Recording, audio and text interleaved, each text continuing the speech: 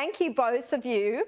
Now, Dan, it was a bit embarrassing, I think, for Albanese to be stood up by Trump just minutes after he'd confirmed to media that he'd secured a meeting and reportedly with no prior notice to Australian officials. Yeah, that's right. I've got to say, Caroline, that clip you just played of Keir Starmer and Donald Trump didn't fill me with a ton of confidence. They didn't seem all that invested in Orcus, but we'll see what happens there. But look, I think you're right. The issue here is it appears to be the case that Anthony Albanese is not really taken seriously on the international stage and is not really respected. And that would be a concern for the government here. There are some within Labor who have a relatively cavalier attitude towards the United States, and some of whom are actively hostile towards the Trump administration. And whether you like Trump or not is beside the point. The US is obviously our most important ally.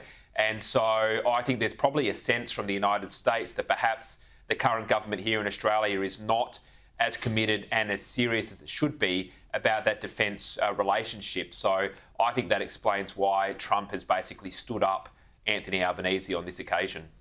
Pat, Dan says he's not so confident judging by those comments from the joint press conference, but Albanese says that he found those comments very positive. What do you think? Do you think the Orcus deal is secure?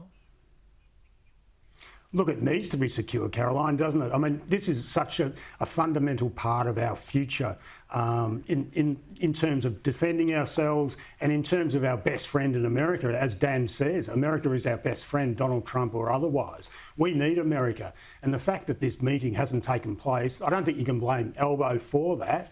It was beyond his control. But we're sort of looking at September or perhaps later in the year before Albo will actually catch up with Donald Trump and have a chat.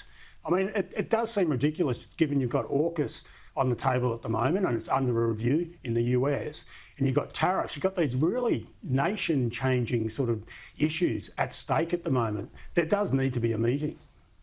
Yeah, Dan, Pat mentions tariffs. That was going to be another big part of this conversation, this face-to-face conversation between the pair. What happens now with that? I mean, everyone's talking about Orcus, but what happens with tariffs?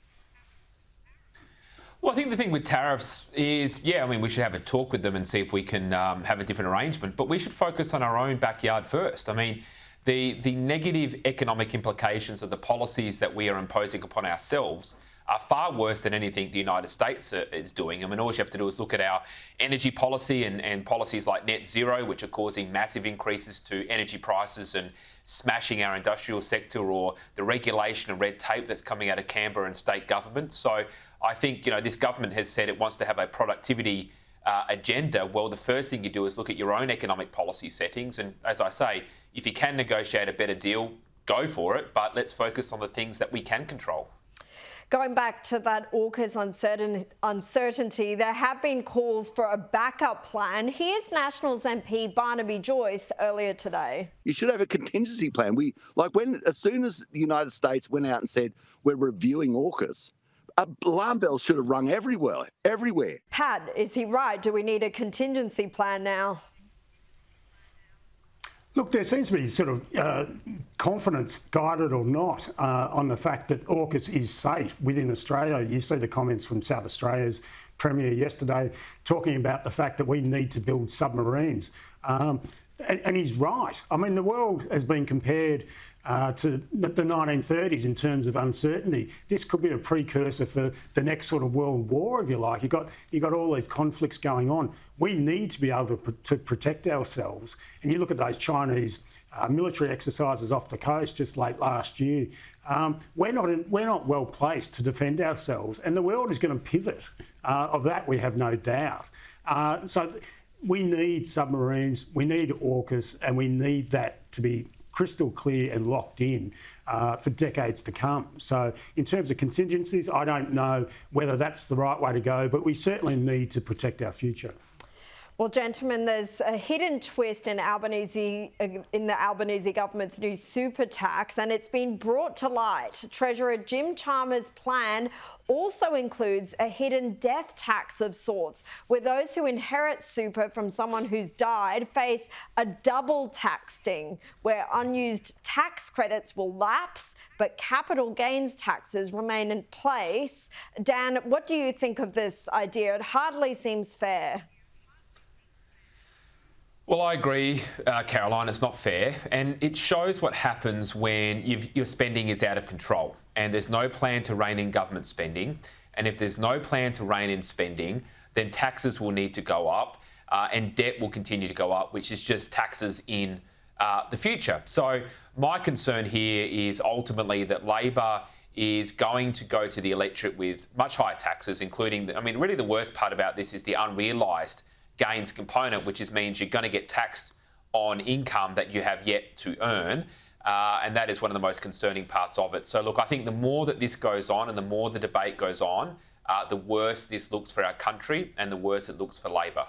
Pat, death taxes, for a long time, the opposition, the coalition has been talking about them, about how it's something that's in Labor's plans. They've denied it for a long time, but this certainly looks like they're starting to creep in here. Absolutely. And look, it's a second death tax, if you like, Caroline. Most Australians don't realise if you inherit super, generally there's going to be a 17% tax on at least part of that super. This is a second death tax. And that's something that Australians aren't prepared to actually cop, I don't think. This is a really big issue. And if you look at the mechanics of this tax, you're looking at $3 million super and taxes on top of that. And that's not going to be indexed. So in 10, 20, 30 years' time, it's probably still going to be $3 million, which is not going to be a great deal of money by that time. It's a really insidious tax, this one. And don't forget the Prime Minister and a lot of ministers' own benefits won't get touched. That's probably one of the most unfair parts too. Let's move on to another story now. And disgusted parents have lashed out at a prestigious Melbourne private school over a Pride Month guest speaker that the school brought in. Trinity Boys Grammar School says it invited queer Palestinian activist Bassem Kurbaj to speak to its students on the recommendation of the taxpayer-funded Victorian Pride Centre. According to a parent, Kurbaj directed students during his speech to look up his social media page, but when they did that, they quickly found a video of him performing a lewd act. Now, the Victorian Pride Centre has removed this speaker's profile from its website, and both the centre and the school have promised to implement better vetting processes. But Dan, how could the school not have done any basic screening before inviting a controversial speaker like this to speak to children? Oh, the principal's got to be sacked. This is just an example of how our education system's failing. And if you're a parent and you're concerned about this, change schools, stop donating to these so-called elite schools, because this is not the only example of this kind of insidious ideology being put in front of children. And I think it's just time to get real about the fact that the only thing that a lot of these private schools, the very elite ones, listen to is the bottom line. So you've got to make it hurt. And, I just think this is so removed from basic community expectations of what should be taught at schools.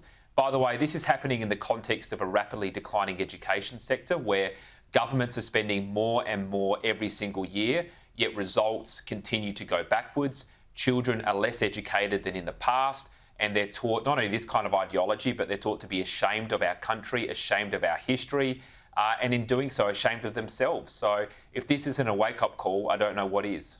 Well, we're going to be looking at some of those problems within the education sector with my next guest. But Pat, this particular sector also has a history of making some extreme anti-Israel statements as well. He describes himself as a queer Palestinian activist. I always find that ironic given what would happen were he to actually be living in Gaza. Absolutely. He wouldn't be able to do this in Gaza. And that's the great hypocrisy that we're seeing in the universities especially, but also in this case in secondary schools, where it's not being explained properly. The arguments are basically that, let's be pro-Palestine, but at the same time, let's blow up Israel and make it cease to exist. I mean, this argument pushing for pro-Palestine is actually dishonest in the Australian context and has been since October 7, 2023. And these sorts of activists shouldn't be anywhere near a school which is charging parents 40 grand a pop to send their kids there. It's a Christian school. And the fact that this wasn't looked at closely, that the due diligence wasn't done by the school, is a characteristic that's been true of our universities across the board, across Australia. It's a really troubling thing that this school is actually abrogating responsibility for activists addressing their students. Yeah, really concerning, and hopefully a wake-up call for schools across the country.